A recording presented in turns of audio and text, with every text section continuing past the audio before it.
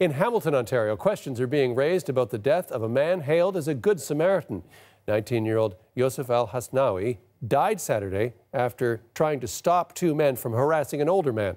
Deshauna Reed is on the story for us this morning. So, Deshauna, let's look at what some of the concerns, and they are serious concerns that people have. That's right, John. Yosif Al-Hasnawi left an Islamic cultural center with his younger brother on Saturday night. Now, as they were walking, they came across an older man who was in an altercation with two younger men. Now, Al-Hasnawi intervened to help this senior man, and the two men turned on him, and then he was shot. Now, witnesses are questioning the response of emergency first responders who were on the scene, saying that they did not take the incident as serious as they should.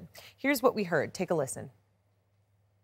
They stayed in here in front of the center for 50 minutes before they took him. And then they kept on insisting not to take this patient in, okay? When we argued with them and we insisted on taking him to the hospital, they took him to the hospital. He died upon arrival.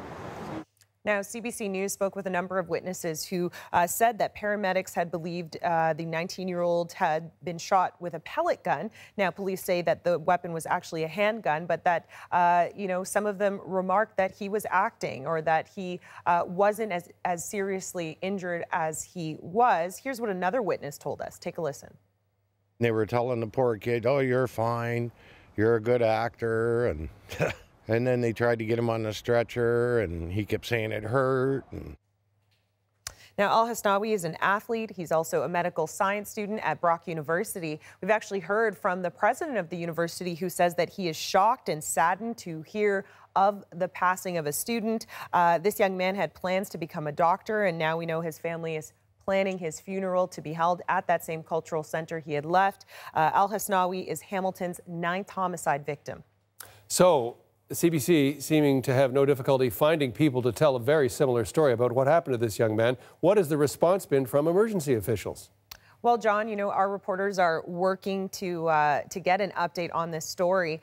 We've been told that they are going to let us know once they have an updated statement. But over the weekend, we did hear back from the paramedic service spokesperson who said that they can't comment specifically on this case. However, they went on to say that they would investigate any complaints that they received. Now, we also over the weekend heard from the operations supervisor at the Hamilton paramedic service who said that what he knows, this victim was taken to hospital promptly. So, of course, we're following up to find out more. We also asked police on what these allegations were, and here's what they told us. Take a listen.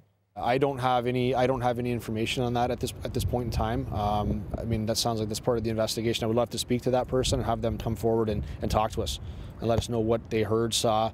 And again, the public appeal, please, people know, please come forward. Also, if people know who the shooter are, please, let us know. Do the right thing. Now, investigators spent the weekend canvassing the neighborhood for video and witnesses of this altercation. Police say they're looking for two suspects, two white males in their 20s. They released some of a description. One with a medium complexion, black hair, and medium build with long hair and a ponytail wrapped in a bun. And the second suspect was described as being bald or with a shaved head that was heavier set and wearing a hoodie and jeans. And they're asking anyone with information to contact them. Thanks, Deshauna. You're welcome.